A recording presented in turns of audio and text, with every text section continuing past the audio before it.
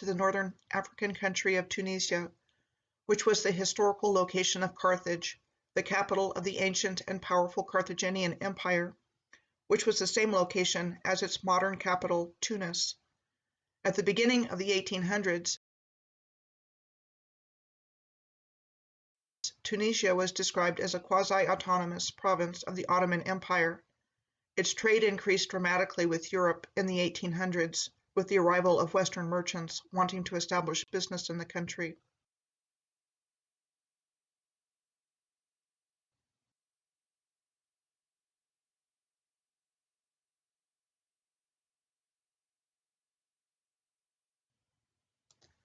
Then the Bey of Tunis from 1855 to 1859, Muhammad, was forced by the British and French to sign the 1857 Fundamental Pact, which increased freedoms for non-Tunisians. Then we are told in 1861, Tunisia enacted the first constitution in what was called the Arab world. But a move toward a modernizing republic was said to have been hampered by a poor economy and political unrest.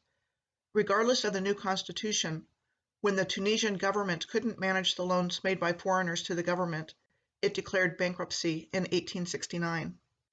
Then Britain and France cooperated between 1871 and 1878 to prevent Italy from acquiring Tunisia as a colony having investment, and subsequently Britain supported the French interest in Tunisia in exchange for dominion over Cyprus.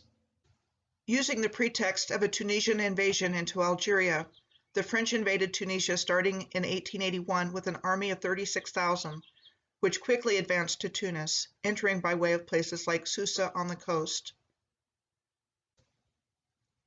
and subsequently occupying Tunis.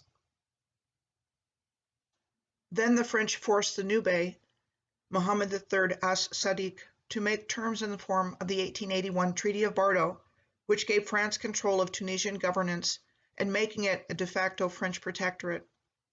The French progressively assumed more of the important administrative positions, and by 1884 they supervised all Tunisian government bureaus dealing with finance, post, education, telegraph, public works, and agriculture. On March 20th of 1956, Tunisia achieved its independence from France with the establishment of a constitutional monarchy. With the last Bey of Tunis, Mohammed VIII Al-Amin Bey, as the King of Tunisia. This state of affairs didn't last long, as the Prime Minister, Habib Bourguiba, abolished the monarchy in 1957 and proclaimed the Republic of Tunisia the same year, and served as its president for the next 31 years. At the same time the constitutional monarchy of Tunisia was abolished, the Beylik of Tunis was terminated as well, described as a largely autonomous Beylik of the Ottoman Empire. Another method by which original civilization's true history was obscured was by way of historical place name changes. Here are several examples of this practice, of which there are many more.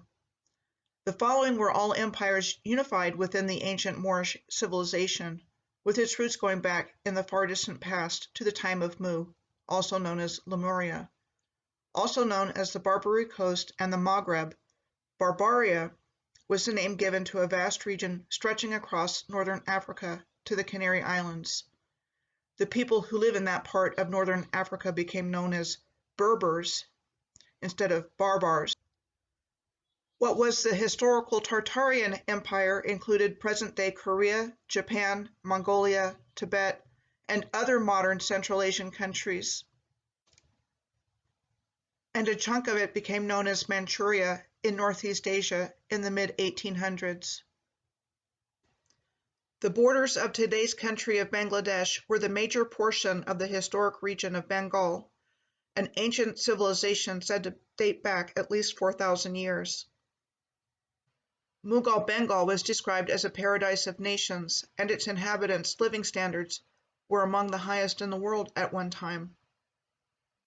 And for comparison, a typical photo of the poverty found in Bangladesh today. Persia historically was part of the vast Persian Empire, which in more ancient times, we are told, included all of the following present-day countries: Afghanistan, Armenia, Azerbaijan, Bahrain, Egypt, Georgia, Iraq, Israel, Kazakhstan, Kuwait, Lebanon, Oman, Pakistan, Russia, Tajikistan, Turkmenistan, Turkey, and Uzbekistan.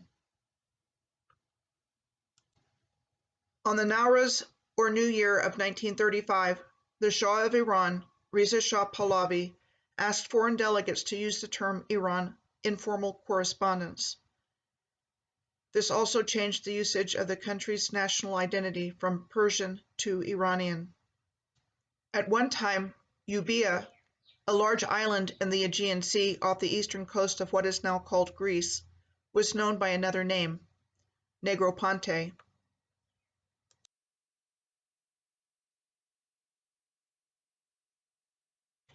And part of what was then known as the kingdom or realm of the Morea, which was the official name of the Peloponnese peninsula of southern Greece until the 19th century.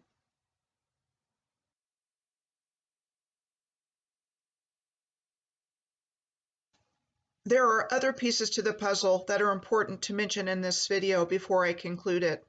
The main foundational piece for the Catholic Church's claims for dominion over all of humanity was the Unum Sanctum Papal Bull, which we are told was issued by Pope Boniface VIII in 1302.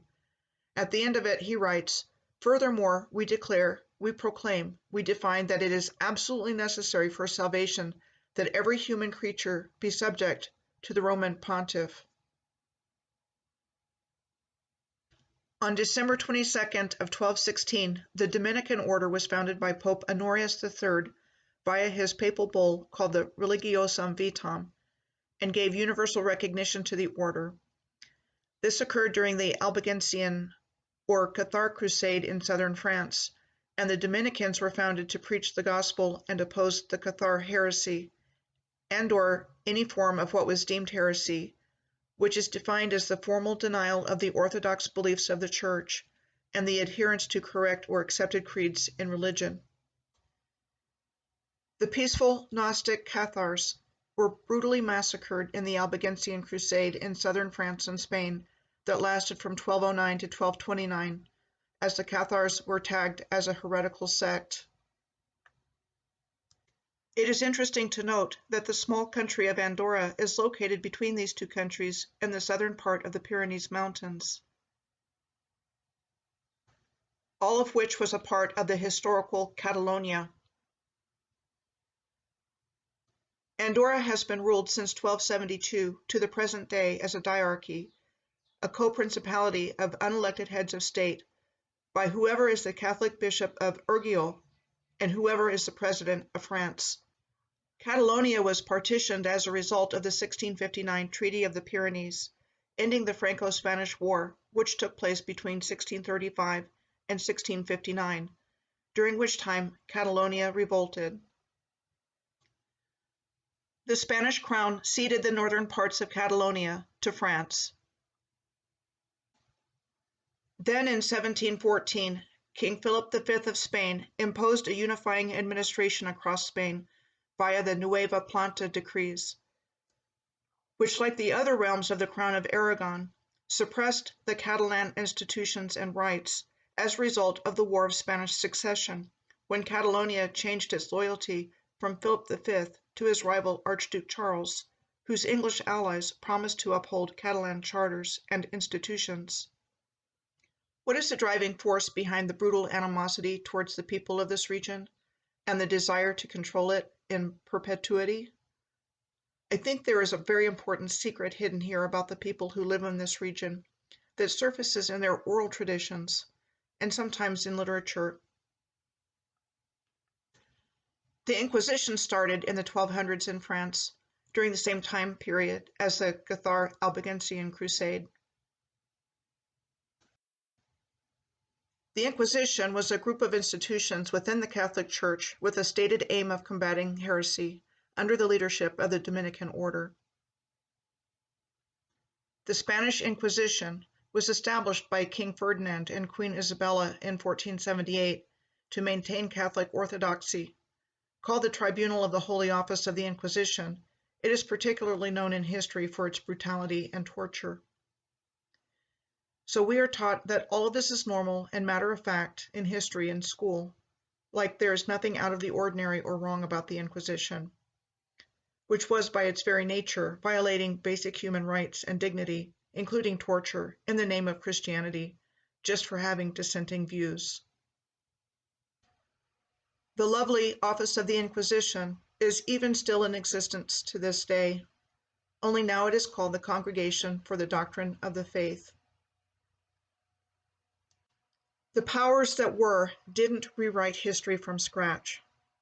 They rewrote the historical narrative to fit their agenda. And from the new official historical reset year of 1851, we have been immersed in learning their version of history from a very young age. And it sure looks like to me that the identity of the true Israelites was replaced with a false identity and hidden away, and, as we have seen, many were relegated to an existence of slavery, degradation, and marginalization if they weren't killed. This subjugation allowed for the identity of the Israelites to be co-opted by the Khazarian Jews and Zionists. The Rothschilds purchased Jerusalem in 1829 and subsequently acquired considerable land in Palestine in the 1800s and early 1900s. The Balfour Declaration was a public statement issued by the British government in 1917 during World War I, announcing support for the establishment of a national home for the Jewish people in Palestine, which was at that time a region of the Ottoman Empire, an empire which was partitioned at the end of World War I, losing its Middle East holdings, which were divided between the Allied forces, with Palestine going to the British. See how that worked? In the third and last part of this series, I will be taking a close look at how the sea voyages of the ages of discovery tie into the creation of the New World.